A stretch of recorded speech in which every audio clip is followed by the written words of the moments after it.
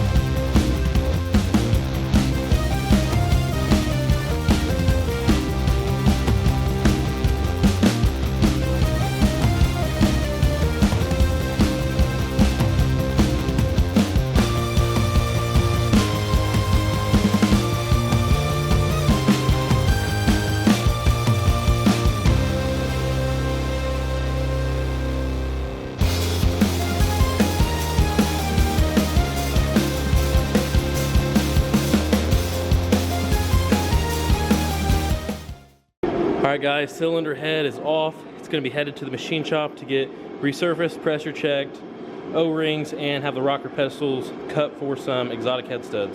Alright guys, I just got a call that the head is done, and I just got off work, so I'm stopping by the machine shop before I head home, and we're going to get this thing loaded up. And we're rolling up here now, guys. We use Nye Automotive on every head job basically that comes through the shop. We always use Nye. They're located here in Muncie. So we are going to get this thing loaded up here in the back. We'll put the seats down and get it loaded up here. Alright guys, package secured. Nice 12 valve head, O-rings, valve job. This thing is gonna rip. It's got us some rocker pedestals milled down for head studs. Now we're headed home. Got the head back to the shop, and we're about to stick this bad boy on. So you guys can see here we have O-rings installed. These will go over the factory fire ring in the gasket and give us some extra seal. Give us an extra crush and it'll seal a little bit better. We'll have to put our coolant fittings and stuff in, or I'm sorry, coolant temperature sensor. And then they also did a valve job on it, guys.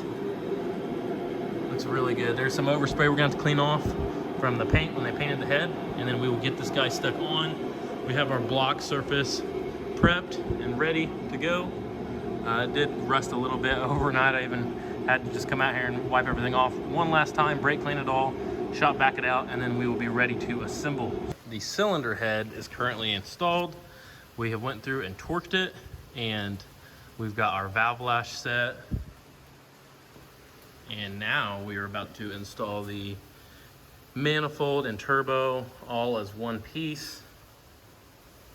Get our oil drain hooked up, get the manifold mounted, get all the turbo stuff hooked up, and depending on how late it is, we're going to start doing the injectors too. And then we'll just really have to hook everything back up with the fuel lines on, radiator, or I'm sorry, alternator. Probably a good 2 hours worth of solid work and this thing will be running. But for now, we're going to knock out this turbocharger before we put anything else on the truck. We want to save as much room as possible to get that turbocharger manifold installed. So yeah. Yeah, like I said, valves are set, head's torqued. We are going to be doing a hot retorque on this thing, guys. We will basically, I'm going to fill it up with coolant and everything. We'll get it running, back it out, let it run for like 45 minutes probably, get the coolant, let the radiator open and stuff, and get it up to full operating temperature so that we have even heat through all through the motor. And then we'll pull it back in, pull the valve covers, and we'll go over these again, all these head bolts, to 125 pounds again. And that will verify we have good gasket crush. Like I showed you guys, O-ringed head, so this thing should be able to handle some serious power after that. And you should never have an issue with head gasket for a very long time. Alrighty guys, charging the truck up. Batteries are pretty weak in this thing, honestly. And we are about to do a fire up. Got her all put back together. Lift the air filter off in case for some reason it runs away. We can stop her. And we're just bleeding all the lines. All the lines are cracked right now. And I've cranked the engine once. Just gonna crank it over till we have fuel out of every injector. We'll close those off, proceed to crank it until it starts, and then fill the entire garage with white smoke. And then we will have to start cleaning this thing up. We got oil all over the hood from blowing out the head bolt holes. Got to put the cowl back on. We're gonna put new headlights in this thing. And I also found out the dipstick is snapped in half. I went to check the trans fluid in it just for shits and giggles, and it's loose like that because it's snapped in half right at the weld. So I'm gonna have to change the dipstick for him. And yeah, we also have an oil change. We're gonna get this thing up to operating temperature and then pull the valve covers off and do a hot retorque on the cylinder head. And I think that's pretty much it for the most part. But yeah, so just letting the batteries charge and we're gonna fire this thing up.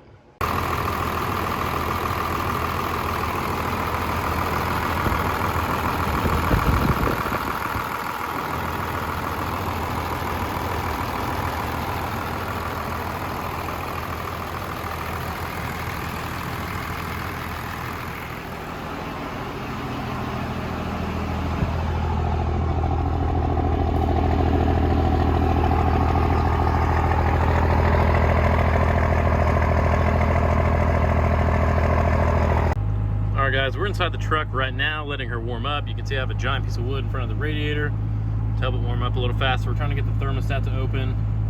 Once the thermostat opens, we're gonna roll this baby back forward and go ahead and start with doing the hot retorque. Got the garage door open to shoot the exhaust out. So we'll shove this thing forward here in a second and pull the valve covers and retorque the head, and then we'll check the valve lash afterwards. Probably be a little off because we're gonna get more clamp out of the head, but running pretty good. All the gauges are still working, hooked back up, pyro's working. We are gonna put a dipstick on this thing, and then we have some new headlights. Looks like he's got some headlights in here. Oh yeah, we'll get those put in maybe tomorrow. I need to pull Josh Truckmaster's truck in and get the head tore off and see if it's gonna need head work. So I'm gonna have to kind of cut that in front of the headlights tomorrow because I need to get his head off. So. All right guys, now that the thermostat has opened, we are going to pull the valve covers back off and go over every one of these head bolts. That one there, I just noticed, it's gonna be a little tricky to get to. I'll have to move that clamp to be able to get on it. But move that clamp, loosen this, slide it up a little bit, we'll be able to get on it. And yeah, we'll just go through and retorque these. Just got the hot retorque procedure all done. One thing that helped me a lot is these welding gloves. If you wear these, yeah, I forgot to mention you have to take the fuel lines off to get on a couple of deadbolts. You have to pull the fuel lines off, re-bleed the injectors, so that kind of sucks, but it is what it is. And yeah, so now the only thing we're going to do is we're going to check our valve flash one last time. Our head is retorqued. This is our hot retorque, but we still have to check our valve flash because technically pulling that head down even tighter, only about maybe a third of the head studs actually moved, and they were all on this side, and the rest of them were pretty close, and that was at full operating temperature on the truck. So we got a pretty good gasket crushed out of this thing. We're just going to verify. All right, guys, all back together. Hot retorque is done, valve flash is done, intake's all put back on. Now we need to do an oil change. Our oil is good and hot. I always like to start the engine after doing a head gasket, let it run, let the oil get good and hot, and then drain it. You're definitely gonna have some debris and stuff and abrasive that fell into the oil. Whenever you do the head gasket, there's no avoiding it. It's gonna happen whenever you prep the block. I don't care how clean you are, you're gonna have some material fall down in there, so it's crucial that you do an oil change afterwards. But I always like to start the engine first, get that oil hot, cycle that little bit of debris through it, it'll get caught in the filter. Then we'll do a fresh oil change. We've got some oil there, new filter, and we will go back together. All right, guys, we're getting some new headlights installed. Here's the old ones, just the OEM. Have the LED with the fan in them. This one's pretty bright, but the other one was about burnt out, so he wanted to just upgrade. Or I'm sorry, he wanted to just change to some regular higher end auto parts store ones. I just got some Silver Star, these guys here. So we just switched these out. These ones have like little fans, the ones that came out of it, but this one's about shot. So, but that's how the new casing looks. Look pretty slick. Get that one switched out. All right, guys, we're out driving the 12 valve, and at some point whenever I took this thing apart, we somehow knocked the TV cable out of adjustment. So I'm messing with that right now, trying to get the shift points back on point. It was shifting way too early. Now it's shifting way too late. It's not shifting to second to like 20 miles an hour. So the TV cable, you can just push a button basically and adjust the collar. I'm gonna move it in a couple clicks. I think we're gonna be good on the ride home. I can feel even on the pedal, it's a little tight right now. All right, guys, we move the cable forward 2 clicks. Let's see where we're at. See if we have good 1-2 shift and 2-3 shift. There we go. A little earlier.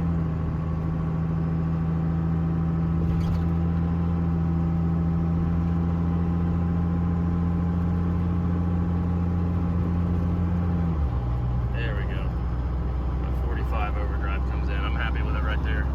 That's just barely on the throttle. All right, guys, 8mm Allen and a flathead screwdriver right under that little guy right there. You can turn the start wheel up. It was back all the way off. This thing had like no low boost fuel. So now we're gonna drive it. He said, I think he was messing with it before, that wastegate issue. He thought that the start wheel might've been it, and I think he just adjusted it the wrong way. But we're gonna go drive it now. Sure, it's gonna smoke a little bit more, but it should have quite a bit more power. And then I'm gonna put a tail light in this thing, and she's good to go. Me and Mason are in the truck, and we're headed to town.